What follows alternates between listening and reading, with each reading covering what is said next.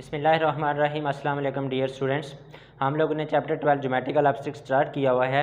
आपका जो geometrical optics है, इसमें हम लोगों ने ये कहा था कि हम लोग ज्योमेट्रिकल जो जितने भी हमारे ऑप्टिक्स हैं इनको हमने डिटेल के साथ डिस्कस करना है।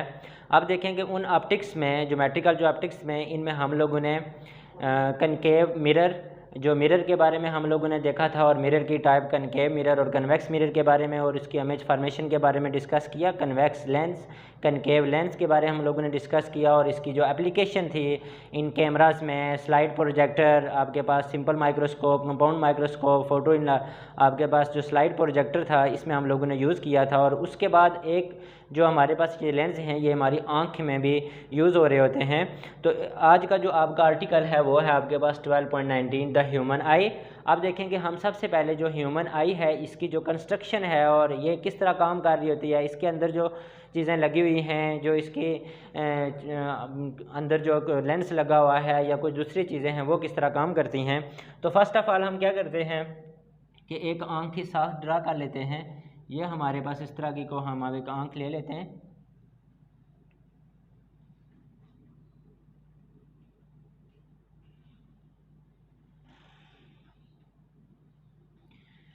यह हमारे पास क्या है, एक आई है।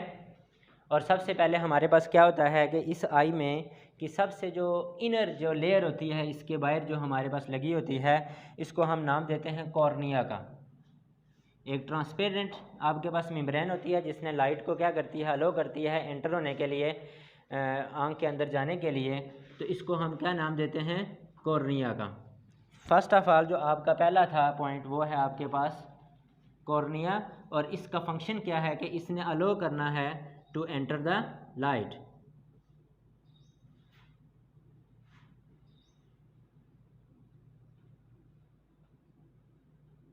एंटर द लाइट, इसने क्या करना है कि लाइट को एंटर होने की इजाज़त देनी है कि इस कॉर्निया को जो मेम्ब्रेन है आपके पास ट्रांसपेरेंट मेम्ब्रेन, वो यहाँ से क्या होगी, लाइट जो है वो पास आउट होगी और हमारे आँख की लेंस तक जाएगी।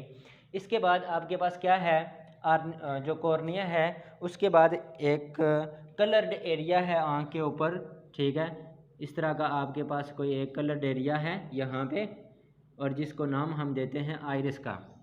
ये वाला जो आपके पास एरिया है, जो कलर एरिया है, इसको हम क्या नाम देते हैं, आइरिस का। और ये ऐसे कलर्ड हुआ होता है, ब्लैक कलर का हमें क्या हो रहा है, नज़र हुआ होता है। अब देखेंगे ये जो आइरिस है इसने क्या करना है कि जो कॉर्निया ने लाइट को अलो करना है गुजरने के लिए, आगे उसके आगे आइरिस है, और इस आइरिस ने जितनी लाइट बाहर से आ रही होगी उसको क्या करना है, कंट्रोल करना है। तो आपके पास क्या है कि जो आइरिस है इसने क्या करना है, control the amount of light. Third one आपके पास क्या है, जो आइरिस है इसके सेंटर पे एक ओपनिंग है जिसको हम नाम देते हैं प्यूपल का। इस पे आपके पास दरमियान में एक ओपनिंग होती है जिसको हम क्या नेम दे रहे होते हैं, प्यूपल का। जिससे हमारे पास क्या होती है कि जिस लाइट गुजरती है और उस फाइनल पे हमारे पास क्या होती है, लेंस तक पहुंच जाती है। अब देखें कि जो आपके पास प्यूपल है ये आपके पास क्या है, स्मॉल ओपनिंग है इन सेंटर ऑफ आइरिस। आइरिस की आपके पास सेंटर में जो ओपनिंग है उसको हम क्या नेम देते हैं, प्यूपल का नाम देते हैं। अब देखें कि हम कोई भी जब ऑब्जेक्ट देख रहे होते हैं तो वो हमारे पास कभी कोई भी लाइट जब हम देख रहे होते हैं तो हमें कुछ लाइट कभी डिम लाइट को भी हमें देखने का वास्ता पड़ता है, और हम लोग ब्राइट लाइट जो होती है वो भी देखते हैं। तो अब देखेंगे जब हम डिम लाइट में देख रहे होते हैं तो ये चीज़ें क्या फंक्शन करती हैं, और जब हमारे पास जो ब्राइट लाइट हमारी आँख के सामने आती है तो ये चीज़ें हमारी क्या फंक्शन देती हैं। तो अब देखें कि इन डिम लाइट में आपके पास क्या है कि लाइट जो है वो आपकी डिम है। तो ये जो आपके पास आइरिस है इसने क्या करना है, कंट्रैक्ट कर देना है। आइरिस ने क्या करना है, ये वाला जो आपका आइरिस है इसने क्या करना है, सिकुड़ जाना है। जो आपकी इन डिम लाइट में आपका जो आइरिस है उसने क्या करना है, कंट्रैक्ट करना है। और जब ये आइरिस कंट्रैक्ट होगा तो इस प्यूपल का जो साइज़ होगा वो इंक्रीज़ हो जाएगा। क्या होगा कि जब वो कंट्रैक्ट करेगा और आपके पास जो प्यूपल है उसका जो साइज़ होगा वो क्या होगा, लार्ज होगा। और जब प्यूपल का साइज़ लार्ज होगा तो ज़्यादा से ज़्यादा लाइट जो होगी वो हमारी आँख की इस प्यूपल से गुजरेगी और हमारी लेंस तक पहुंच जाएगी, और इस तरह वो हमें जो होता है वो हमें ठीक नज़र आना शुरू हो जाता है। और इसी तरह अगर हम कोई ब्राइट लाइट देख रहे हैं कि जब आपके पास कोई ब्राइट ऑब्जेक्ट है जिससे ज़्यादा रेज ऑफ लाइट, ज़्यादा इंटेंसिटी की रेट ऑफ लाइट आ रही है, तो इस आइरिस ने क्या करना है, एक्सपेंड हो जाना है। उसका एरिया जो होगा पहले की निस्बत एरिया क्या होगा, बढ़ जाएगा। जब इसका एरिया बढ़ जाएगा तो आपके पास जो आइरिस जो प्यूपल होगा उसका जो साइज़ होगा वो क्या हो जाएगा, कम हो जाएगा, लेस होगा। और इसमें कम से कम आपके पास मिनिमम अमाउंट ऑफ जो लाइट होगी वो क्या होगी, इसमें से गुजरेगी, ठीक है। और इस तरह हम किसी भी शौक जो आपके पास ब्राइट जो ऑब्जेक्ट हैं उनको हम अच्छे तरीके से देख सकते हैं। तो अब देखें कि हमने फर्स्ट ऑफ ऑल 3 चीज़ों के देखा। First one is cornea which is the transparent layer in front of our eye which allow to enter the light, and second one is a iris, which is a colored area and which control the amount of light, and its center is a pupil, a small opening and known as pupil। And आपने क्या इसमें pupal ने क्या किया कि ये जो light है इन डिम लाइट में और जो ब्राइट लाइट है इसने आगे क्या काम करना है। अब देखें इसके बाद हमारे पास इस प्यूपल और आइरिस और कोरिना के बाद एक बाई कन्वेक्स लेंस यहाँ पे लगा होता है। यहाँ पे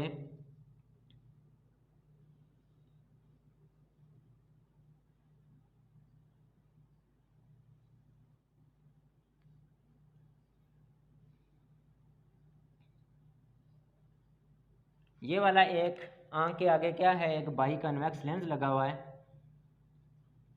ये बाई कन्वेक्स लेंस अपनी पोजीशन में यहाँ आँख की इस साख्त में, आप लोगों ने पहले भी किसी जगह पे पढ़ा होगा बायो की में, आप लोग फेमिलियर अबाउट दैट कि ये जो बाई कन्वेक्स लेंस है इसको यहाँ पे किसी मसल ने पकड़ा होता है जिनको नाम हम देते हैं सिलरी मसल।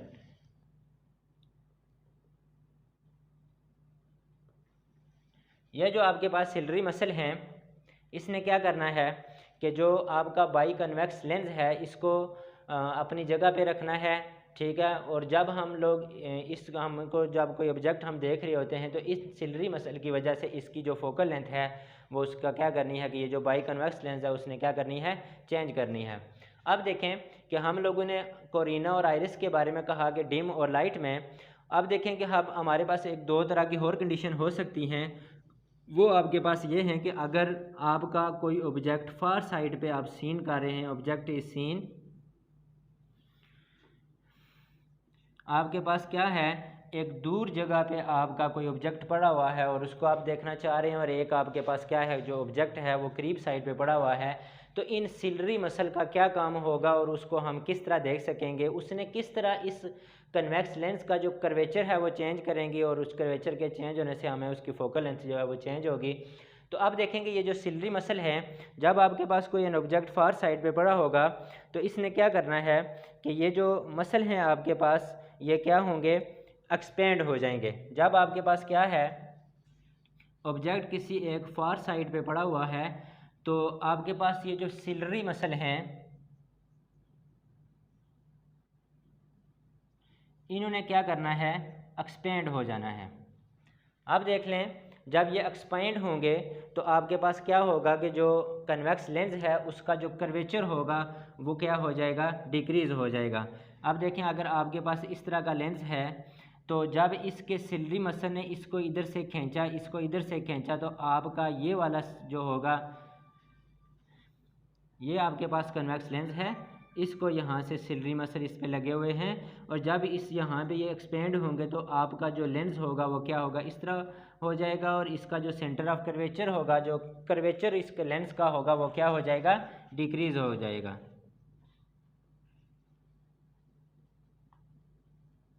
कर्वेचर इसका क्या होगा, डिक्रीज़ होगा। और जब आपके पास क्या होगा कि कर्वेचर आपके पास डिक्रीज़ होगा तो कर्वेचर के डिक्रीज़ होने से इसकी जो आपके पास ये लेंस है जिसकी आपका कर्वेचर डिक्रीज़ हुआ तो इसकी जो फोकल लेंथ है वो आपके पास क्या हो जाएगी, इंक्रीज़ हो जाएगी। इस तरह हम लोग उस ऑब्जेक्ट को अच्छे से देख सकेंगे। और इसी तरह अगर आपका कोई ऑब्जेक्ट करीब पड़ा हुआ है, तो उस पर हमारे पास क्या होंगे कि जो सिलरी मसल, ये आँख के जो मसल यहाँ पे लगे हुए हैं, इन्होंने क्या करना है, कंट्रैक्ट हो जाना है, क्लोज हो जाना है उन्होंने, और जो उसका कर्वेचर होगा, अब देखिए जो जो ये इसने जब ये हो इस तरह इस जब जगह पे पहुंचा, तो जब सिलरी मसल कंट्रैक्ट होंगे तो इसका सेंटर जो कर्वेचर होगा वो इसकी निस्बत क्या हो जाएगा, ज़्यादा हो जाएगा, और जब इसका कर्वेचर ज़्यादा हो जाएगा तो इसकी फोकल लेंथ क्या हो जाएगी, कम हो जाएगी, और इस तरह हम उस ऑब्जेक्ट को देखने में क्या करते हैं, ये आसानी फील करते हैं। तो अब देखें कि हमारे पास जो ये जो आँख की जो आपके पास आई लेंस का जो फोकस है वो चेंज हुआ है, किसकी वजह से, ठीक है, ये सिलरी मसल की वजह से। तो ये चेंज इन आपके पास क्या है, फोकस ऑफ द आई जो है, इसको हम बोलते हैं accommodation. Change in focus of I is called accommodation.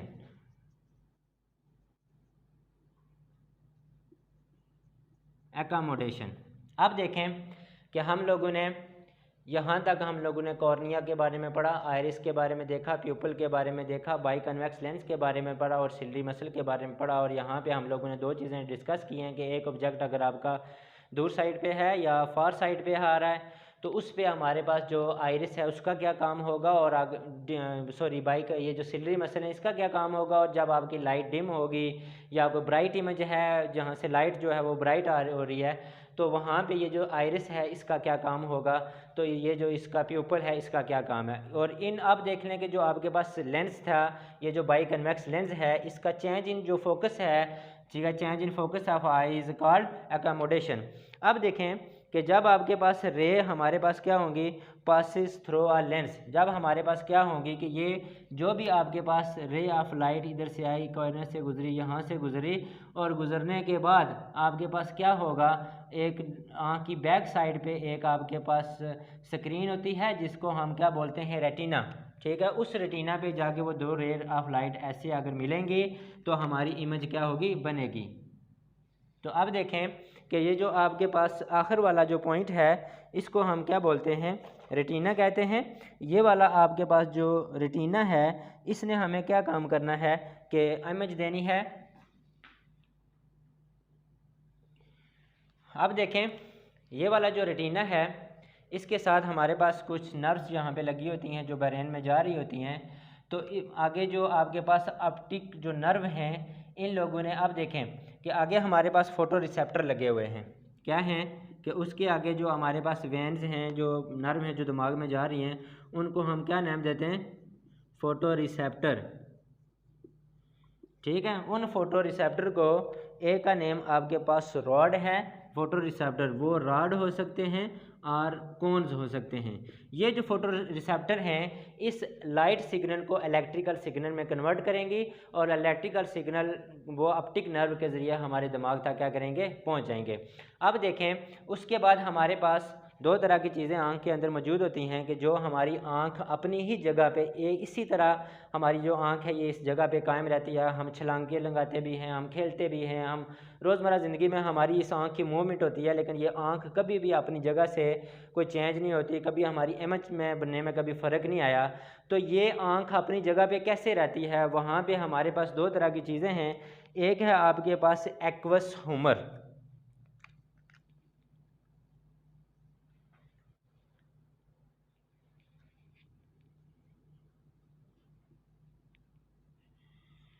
ये वाला जो आपके पास इक्वस ह्यूमर है ये आपके पास स्पेस है किस किस के दरमियान, ये आपके पास जो एक्वस ह्यूमर है ये स्पेस है आपके कोरिना और कन्वेक्स लेंस के दरमियान। यहाँ से लेकर इस कोरिना से लेकर इस आपके लेंस तक ये जितनी भी आपके पास स्पेस है इसको हम क्या बोलते हैं, एक्वस ह्यूमर बोलते हैं। और इस बाई कन्वेक्स लेंस से लेकर जो आपके पास रेटिना है उसके दरमियान जो आपकी ये जो स्पेस है इसको हम बोलते हैं विट्रस ह्यूमर। अब देखें इनके अंदर जो लिक्विड भरा होता है उस जो लिक्विड ने जो इन दोनों के दरमियान जो लिक्विड है उसको हम बोल रहे हैं, एक जो आपके पास यहाँ इक्वस ये वाला जो कोरिना से लेकर जो आपका बाई कन्वेक्स लेंस तक जो आपका जगह है इसके दरमियान जो फ्लूइड भरा हुआ है उसको हम बोल रहे हैं एक्वस ह्यूमर। और जो आपका ये वाला जो बाई कन्वेक्स लेंस से रेटिना के दरमियान तक जो आपका फ्लूइड भरा हुआ है स्पेस के दरमियान, इसको हम बोल रहे हैं विट्रस ह्यूमर। और इस दो फ्लूइड की वजह से आँख का जो प्रेशर है बोथ साइड से वो मेंटेन रहता है, और ये जो हमारी आई बॉल होती है ये अपनी ही जगह पे मूव करती रहती है और हमें दिखने में आसानी होती है।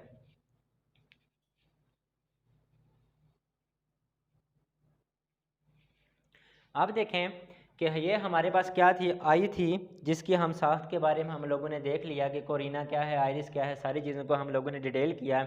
अब रोज़मर्रा ज़िंदगी में हम लोगों ने देखा होगा कि हम अपनी आई के लिए ग्लासेस यूज़ करते हैं, तो वो हमारी जो आँख है इसमें दो तरह की प्रॉब्लम हो सकती हैं। एक को हम बोलते हैं माइपिया, और एक को हम बोलते हैं हिट्रोमोफिया, जिसको हम बोलते हैं हाइपरमेट्रोफिया। एक आपके पास माइफोपिया है और दूसरी आपके पास हाइपरमेट्रोफिया है।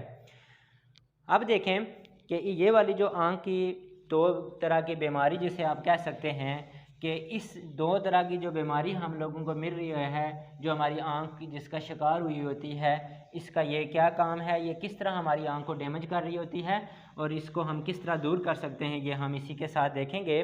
तो अब देखें, सबसे पहले आपके पास है मायोपिया, और इसको आम लफ्ज़ों में हम लोग नियर साइटेडनेस भी कहते हैं।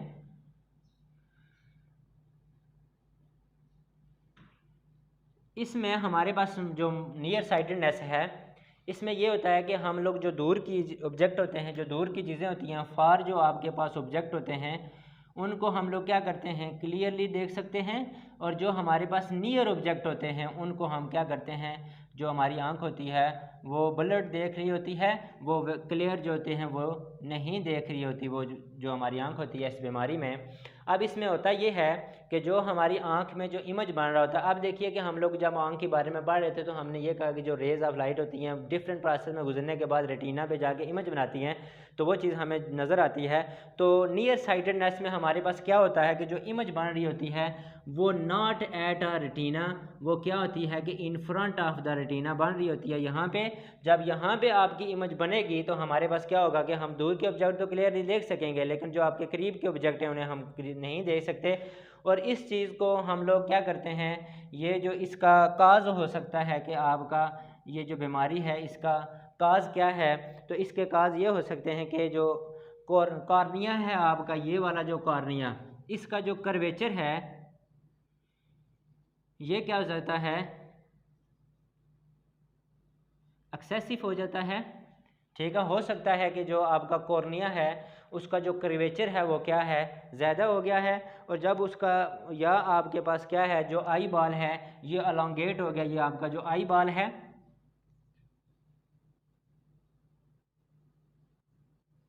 Elongation of eye ball. दो आपके पास काज हो सकते हैं ये नियर साइटेडनेस से, एक तो आपके पास जो कॉर्निया है इसका जो कर्वेचर है वो ज़्यादा हो सकता है, या जो आई बॉल है उसका वो अलोंगेट हो गया है अपनी जगह से। तो उसके बाद हमारे पास क्या है कि इस बीमारी को दूर करने के लिए हम लोग कन्वेक्स जो आपके पास कनकेव लेंस होता है, जिसको हम डाइवर्जिंग लेंस बोलते हैं, वो हम यूज़ करते हैं। आँख के आगे हमारे पास क्या होता है, यहाँ पे हम लोग डाइवर्जिंग लेंस यूज़ कर रहे होते हैं, और वो क्या करता है कि इन रेज़ को डाइवर्ज करके यहाँ पे बढ़ने के बजाय हमारा जो इमेज होता है वो कोरिना पे बनता है, रेटिना पे बनता है। उसके बाद जो आपके पास दूसरा था वो है आपके पास फार साइटेडनेस भी जिसको हम बोलते हैं, और उसमें ये होता है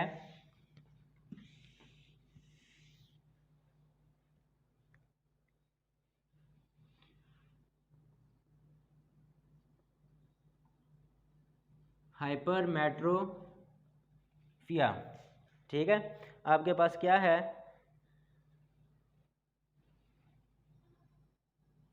और इसको हम आम लफ्ज़ों में फार साइटेडनेस भी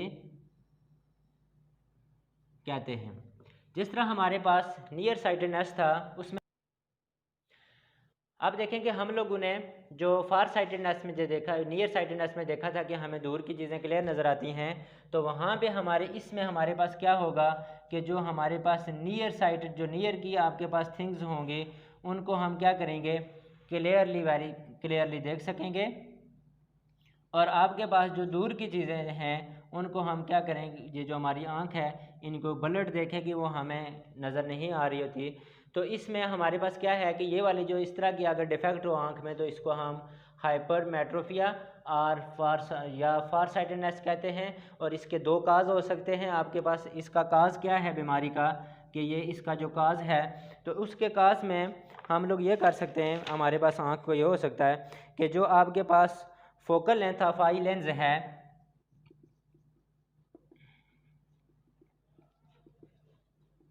आई लेंस वो क्या होती है, टू लार्ज हो जाती है, जिसकी वजह से हमें इस बीमारी का सामना करना पड़ता है। या हमारे पास क्या होता है कि जो आपके पास आई बाल होता है वो क्या होता है, टू शॉर्ट हो जाता है, जिससे जो रेज ऑफ लाइट होती हैं वो कम हमारी आँख के अंदर नज़र आ रही होती हैं। तो आई बाल का जो साइज़ होता है वो क्या होता है, रिड्यूस हो जाता है। तो अब देखें कि इस बीमारी की जो करेक्शन है ये हम लोग क्या करते हैं, एक कन्वेक्स जो आपके पास लेंस है जिसे हम कन्वर्जिंग लेंस भी यूज़ करते हैं, वो वहाँ पे हम लोग क्या करते हैं, यूज़ करते हैं। तो इसमें ये होता है कि आपका इमेज जो ये इस बीमारी में रेटिना के बजाय बढ़ने के बजाय, मसलन आपके पास ये वाली आँख है, ये उसका आपके पास रेटिना है, तो जो आपकी रेज़ ऑफ लाइट यहाँ से आ रही हैं तो ये जो फोकस लाइट का होगा वो इधर जाके आँख के भी बिल्कुल उस रेटिना से भी पीछे बन रही होगी। तो हम लोग इस आँख में क्या करेंगे, यहाँ पे एक कन्वेक्स लेंस को यूज़ करते हैं जिसमें सारी रेज़ को कन्वर्ज करके इस रेटिना पे लेके आना होता है और वो हमें जो इमेज है वो हमें अच्छी नज़र आती है।